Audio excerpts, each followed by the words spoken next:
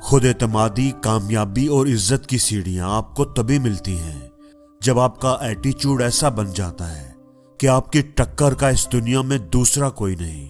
आपको लोगों की परवाह नहीं रहती। आप अपने आप को प्रूव करना छोड़ देते हैं। आप किसी को जताना बताना छोड़ देते हैं कि आप भी कुछ हैं। आप अपने होंठ सी लेते हैं और अपने काम को कहते हैं कि वो बोले।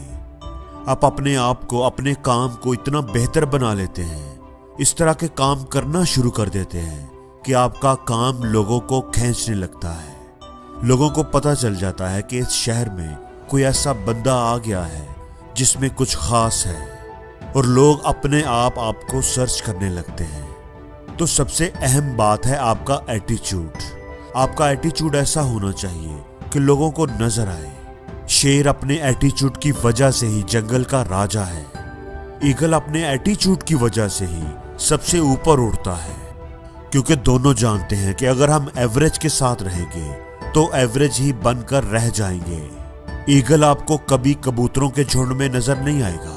वो हमेशा ऊंचाई पर अकेला उड़ता है, और जब वो सामने आता है तो कोई परिंदा ठहर नहीं पाता। सारे परिंदे अपने आप ही दाएं बाएं हो जाते हैं। तो अपने एटीट्यूड को कैसे बेहतर बनाना है, क्या होता है एटीट्यूड, आज की वीडियो में हम यही बात करेंगे। तो अपने एटीट्यूड में सबसे पहली और जरूरी चीज जो शामिल करनी है वो है मेरी सोच। मेरा मकसद बहुत बड़ा है। आपकी सोच और आपका मकसद हमेशा बड़ा होना चाहिए। जैसे एक कबूतर था जो एक पिंजरे में पैदा हुआ था। वो उस पिंजरे में ही रहा, वहीं पला बड़ा, वहीं जिंदगी गुजारी। उसके मालिक ने उसे कभी भी पिंजरे से बाहर नहीं निकाला था, पिंजरे में ही कैद रखा था। बाहर की दुनिया के बारे में उस परिंदे को कुछ भी इल्म नहीं था कि बाहर भी एक दुनिया है जो बहुत बड़ी है। उड़ने के लिए लंबा खुला आसमान है। वो कबूतर शायद उस पिंजरे में ही मर जाता। लेकिन एक दिन क्या हुआ, उसका मालिक पिंजरा बंद करना भूल गया। पिंजरे का दरवाजा खुला देखकर भी वो कबूतर कितनी ही देर अपनी जगह पर ही बैठा रहा, क्योंकि उसे मालूम ही नहीं था कि इस पिंजरे से बाहर भी निकला जा सकता है। इस पिंजरे से बाहर भी कोई दुनिया है। फिर वो आहिस्ता आहिस्ता एक एक कदम चलकर पिंजरे से बाहर आया। इधर उधर हैरत से देखा कि कहाँ आ गया हूं। फिर उसने उड़ने की कोशिश की। थोड़ा सा उड़कर वो गिर गया। उसने दोबारा कोशिश की। तेज हवा आई और उसे अपने साथ उड़ा कर ले गई। वो आसमान पर उड़ने लगा। पहले तो उसे समझ ही नहीं आई कि वो कहाँ आ गया है। वो सोच रहा था कि उसका मालिक जो उससे प्यार करता है वो कितना परेशान होगा, मुझे ढूंढ रहा होगा।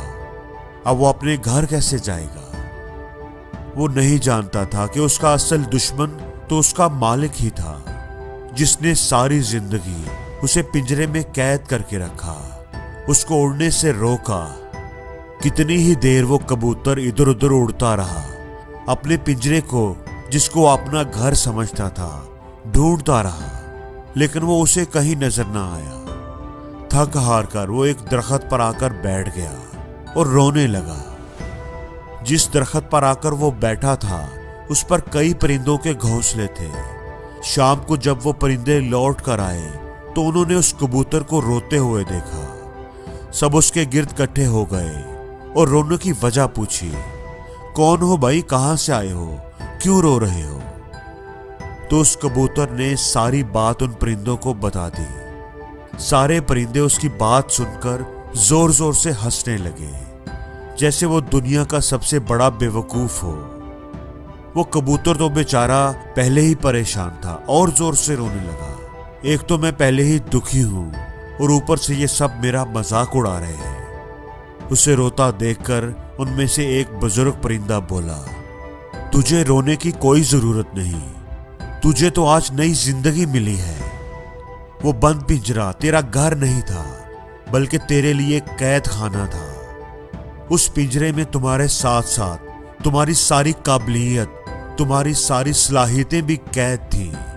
तुम्हारी दुनिया वो छोटा सा पिंजरा नहीं, बल्कि ये नीला आसमान है जो तेरी उड़ान के लिए बना है। इसलिए तो उस पिंजरे को भूल जा और अपने परों को खोलकर इस नीले आसमान का सीना चीरकर अपनी काबिलियत के जौहर दिखा। तेरी दुनिया बहुत बड़ी है। तो हम में से भी ना ज्यादातर लोग किसी न किसी दायरे में जी रहे होते हैं।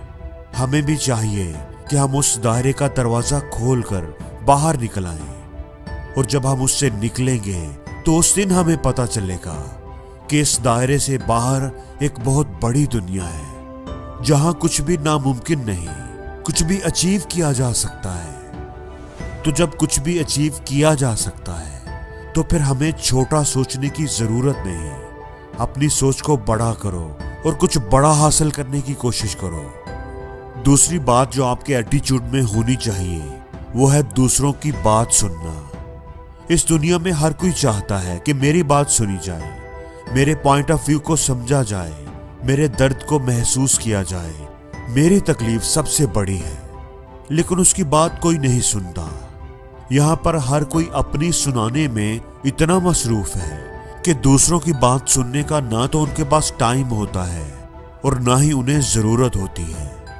और ऐसे में बेस्ट एटीट्यूड ये होता है कि पहले दूसरों की बात सुनी जाए, समझी जाए और फिर उन्हें तरीके से अपनी बात समझाने की कोशिश की जाए।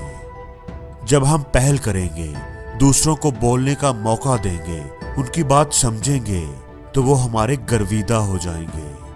हमें दुनिया का बेहतरीन इंसान, अपना हमदर्द और दोस्त समझेंगे। और तीसरी बात ये कि आपको सपोर्टिव होना चाहिए। इस दुनिया में टांगे खींचने वाले तो बहुत हैं, लेकिन सहारा देने वाले ना होने के बराबर।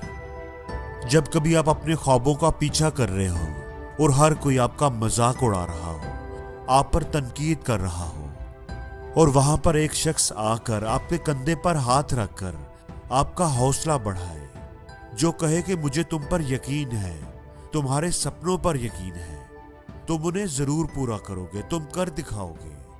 जो तुम्हें थपकी दे, जादू की जप्फी दे, तुम्हें सपोर्ट करे, तो ऐसा शख्स आपको कभी नहीं भूलेगा, जिंदगी भर याद रहेगा। दोस्तों, सपोर्टिव होना एक बहुत बड़ी खूबी है जो हर किसी में नहीं होती। जिस बंदे का एटीट्यूड सपोर्टिव होता है वो लोगों के दिलों में बहुत जल्दी अपनी जगह बना लेता है और लोग उसे कभी नहीं भूलते। दोस्तों, सिंपल चीजें तो हर कोई कर लेता है, पानी के बहाव के साथ तो सब बहते हैं, लेकिन दुनिया सिर्फ उन्हें याद रखती है जो बहाव के खिलाफ तैर कर दिखाते हैं। तारीख के पन्नों पर सिर्फ उनके नाम दर्ज होते हैं जिन्होंने वक्त का रुख मोड़ कर दिखाया, जिन्होंने मुश्किलों के सामने हार नहीं मानी, चैलेंजेस को कबूल किया, आगे बढ़े और नया रास्ता खोज कर दिखाया। इसलिए दोस्तों, जिंदगी में चैलेंज लेना बहुत जरूरी है।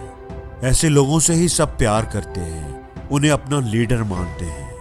और जो हालात से डर जाएं, जो गिव अप कर दें, जो हार मान ले, दोस्तों पीछे हटने वालों की कोई इज्जत नहीं करता।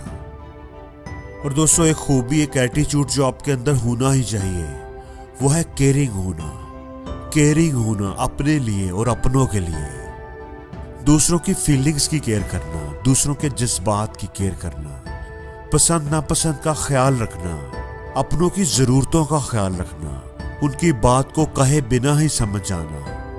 अगर आपका कोई अपना, कोई दोस्त परेशानी में है और वो आपसे मदद मांगता है या मदद नहीं भी मांगता और आप आगे बढ़कर उसकी मदद को आ जाते हैं, तो यह है केयरिंग एटीट्यूड। किसी की मुसीबत, तकलीफ, परेशानी आपसे देखी नहीं जाती, तो यह है केयरिंग एटीट्यूड।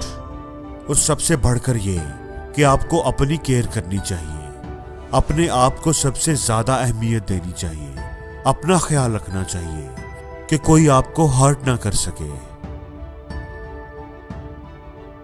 और जिंदगी में हर रोज कुछ नया सीखो, नया सोचो, नया करो, लर्न करो।